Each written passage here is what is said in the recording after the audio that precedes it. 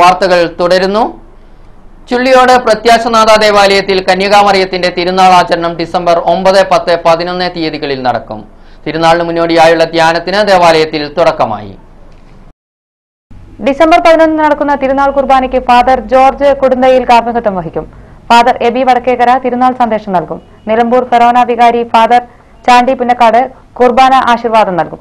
തിങ്കളാഴ്ച രാവിലെ മരിച്ചവർക്കു വേണ്ടിയുള്ള പാട്ടുകുർബാന, സെമിത്തേരി സന്ദർശനം എന്നിവയോടെ തിരുനാളിന് സമാപനമാകും. കരുവാരകുണ്ടിലെ മലവാരത്തോട് ചേർന്ന് വട്ടമലയിലും പറയൻമേട്ടിലും ആനകൾ ഇറങ്ങുന്നത് പതിവായോടെ കർഷകർ ദുരിതത്തിലായി. വിളകൾ പാകമായിട്ടും പറിച്ചെടുക്കാൻ തൊഴിലാളികളെ ലഭിക്കാത്തതാണ് കർഷകരെ കഷ്ടപ്പെടുത്തുന്നത്. പയൻമേട്ടിലും വട്ടമലയിലും 20ഓളം ആനകൾ സ്ഥിര സാന്നിധ്യമായിരിക്കുകയാണ്. ഇതോടെ തൊഴിലാളികൾക്ക് കൃഷിയിടങ്ങളിലേക്ക് പോലും പോകാൻ പറ്റാത്ത അവസ്ഥയാണുള്ളത്. പറയൻമേട് ഭാഗത്ത് 18ഉം വട്ടമലയിൽ 3 ആനകൾ സ്ഥിരമായി എത്താറുണ്ട്. ഈ ഭാഗങ്ങളിൽ നിന്നുള്ള ആനകളുടെ ആക്രമണം കർഷകരെയും തൊഴിലാളികളെയും ഒരുപോലെ ബാധിച്ചിരിക്കുകയാണ്. കൗങ്ങിൻ തോട്ടവും റബ്ബർ തെങ്ങ് തോട്ടങ്ങളിലെയും കാട് പോലും വെട്ടാൻ ആളെ കിട്ടാത്ത അവസ്ഥയാണ് ഉള്ളത്. കവുങ്ങിൽ പഴുത്തു നിൽക്കുന്ന അടയ്ക്ക പോലും കർഷകർക്ക് അനുഭവിക്കാൻ പറ്റാത്ത സ്ഥിതി നിലനിൽക്കുന്നുണ്ട്. ടാപ്പിംഗ് ഉൾപ്പെടെയുള്ള ജോലിയും മുടങ്ങിക്കിടക്കുകയാണ്. ഇല്ല, ഇതിപ്പോ തെങ്ങുണ്ടെങ്കിൽ അത് ആര വന്ന് മറിച്ചാണ്. കഴുങ്ങാട്ടില്ലേ ഒക്കെ കംപ്ലീറ്റ് പോയി. ഇപ്പൊ അടക്ക അത് പറിക്കാൻ പറ്റില്ല, പണിക്കാരായിട്ട് വരാൻ പറ്റില്ല. ടാപ്പിങ്ങേര് കയറി വരുന്നില്ല. ഇപ്പൊ ടാപ്പിങ്ങേരൂടെ കയറി വന്നിട്ട് ഒരാൾ പാഞ്ഞിട്ട് ഓന്റെ കാലിന്റെ മുട്ടിന്റെ ചെട്ടയൊക്കെ കുത്തി കിടക്കാണ്. ഇനിയിപ്പോ നടക്കുമെന്ന് തന്നെ ഓന്റെ കാര്യം പരിങ്ങലാണ്. നടക്കാൻ പറ്റൂല എന്നുള്ളതാണ് പറയുന്നത്. മാസങ്ങൾക്ക് മുൻപാണ് ടാപ്പിംഗ് തൊഴിലാളിയായ യുവാവിനെ ആന വിരട്ടി ഓടിക്കുകയും പരിക്കേൽക്കുകയും ചെയ്തത്. ഉച്ചവരെ വനാതിർത്തിയിൽ തങ്ങുന്ന ആനകൾ വൈകിട്ട് 4 മണിയാകുന്നതോടെ ജനവാസ കേന്ദ്രങ്ങളിൽ എത്തും. പിന്നീട് ഇവ മടങ്ങുന്നത് രാവിലെ 10 മണിയോടെയാണ്. എടപ്പറ്റ മുനാടിയിലും കാട്ടാനകളുടെ ആക്രമണം തുടരുകയാണ്. ആൾ കേരള ഫോട്ടോഗ്രാഫേഴ്സ് അസോസിയേഷന്റെ നേതൃത്വത്തിൽ പൂക്കോട്ടുംപാടം യൂണിറ്റ് സമ്മേളനം സംഘടിപ്പിച്ചു. തിങ്കളാഴ്ച വൈകുന്നേരം നടന്ന സമ്മേളനത്തിൽ മേഖലാ president Manoj Kumar, treasurer PA Najeeb, unit president Prakashan, K Ramachandran, Nisar എന്നിവർ സംസാരിച്ചു. മൊബൈൽ ഫോണിന്റെ ദുരുപയോഗം തടയുക, മുല്ലപ്പെരിയാർ വിഷയത്തിൽ കേന്ദ്ര സംസ്ഥാന സർക്കാരുകൾ ഉടനിടപെട്ട് ഇരു സംസ്ഥാനങ്ങളെയും ശത്രുക്കളാക്കാതെ പ്രശ്നപരിഹാരം കാണണമെന്നും യോഗം പ്രമേയത്തിലൂടെ ആവശ്യപ്പെട്ടു. കരുവാരകുണ്ട് പറയൻമേട്ടിലെ കോട്ടയിൽ മണിയുടെ കുടുംബം മനസമാധാനത്തോടെ ഇറങ്ങിയിട്ട് വർഷം 1 കഴിഞ്ഞു. വട്ടമലയിലും പറയൻമേടിനും ഇടയ്ക്കുള്ള കുടിലിലേക്ക് ആനകൾ ഇറങ്ങുന്നത് തടയാൻ അച്ഛനും മകനും ഉറക്കമൊഴിച്ചാണ് കാവൽ നിൽക്കുന്നത്. വീട്ടുമുറ്റത്ത് ഒഴിഞ്ഞ ഒരു ടിൻ കെട്ടിത്തൂക്കി അതിനുള്ളിൽ പടക്കം പൊട്ടിച്ചാണ് ഇവർ രാത്രി കഴിച്ചുകൂട്ടുന്നത്. മണിയും മകൻ ഷാജിനും കൂലിപ്പണിയെടുത്ത് കിട്ടുന്ന കാശിന് മുഴുവൻ ഇപ്പോൾ പടക്കം വാങ്ങേണ്ട അവസ്ഥയാണുള്ളത്. മലബാരത്തോട് ചേർന്ന വട്ടമല, പറയൻമേട് എന്നീ പ്രധാന സ്ഥലങ്ങളിൽ കാട്ടാനകൾ ഇറങ്ങുന്നത് പതിവ് കാഴ്ചയാണ്.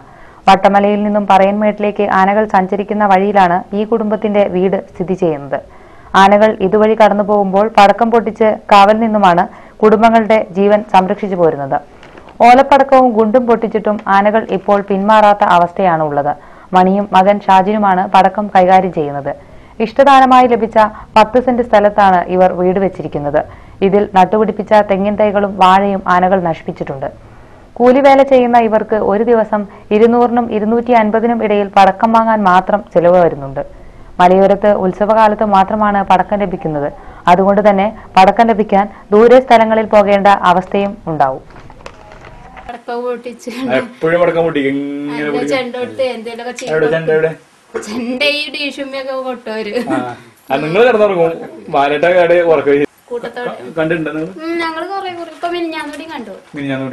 ഈ കറണ്ട് കിട്ടിയതുകൊണ്ടായിട്ട് മാറ്റൊന്നുമില്ല. ഒരു മാറ്റമല്ല, മിഞ്ഞാന്ന് ഞങ്ങൾ ഇതിലെ കറണ്ടൊക്കെ ഇട്ടിട്ടിരുന്നു. നല്ല വെളിച്ചൊക്കെ ഉണ്ട്, എന്നാലും വരും. അപ്പൊ അവർക്കൊന്നുകൂടി സുഖമായില്ലേ? പിന്നെ ഇവിടെ കൊറേ തെങ്ങുകളൊക്കെ ഉണ്ടായിരുന്നു, അതൊക്കെ കളഞ്ഞു. തെങ്ങും തയ്യും വാഴയൊക്കെ ഉണ്ടായിരുന്നു. 10 സെന്റ് സ്ഥലത്തുണ്ടായിരുന്ന തെങ്ങും വാഴയൊക്കെ കളഞ്ഞു അല്ലേ? രാത്രി ഇപ്പൊ മിഞ്ഞാന്ന് 8 മണിയായപ്പോഴാ. രാത്രി 8 മണിക്ക് അമരമല പഞ്ചായത്തിലെ അയ്യപ്പക്കുളം ST കോളനിയിൽ വൈദ്യുതി എത്തി. RGGY പദ്ധതിയിൽ ഉൾപ്പെടുത്തിയാണ് 10 വീടുകൾക്ക് കണക്ഷൻ നൽകിയിരിക്കുന്നത്. അതുപോലെ കുറെ സാങ്കേതികമായ പ്രശ്നങ്ങളുണ്ട്. അപ്പോൾ അത് ആ തക്ക സമയത്ത് ചെയ്യാത്തതുകൊണ്ടും ഇത് വൈകാനുള്ള ഒരു കാരണം ആയിരിക്കാം. ഏതായാലും ഇപ്പോൾ ബഹുമാനപ്പെട്ട നമ്മുടെ MLA അമരമ്പലത്തിൽ മീറ്റിംഗുമായി ബന്ധപ്പെട്ട് വിളിക്കണമെന്ന് പറഞ്ഞപ്പോൾ ഞങ്ങൾ ജനപ്രതിനിധികൾ എല്ലാവരും കൂടി.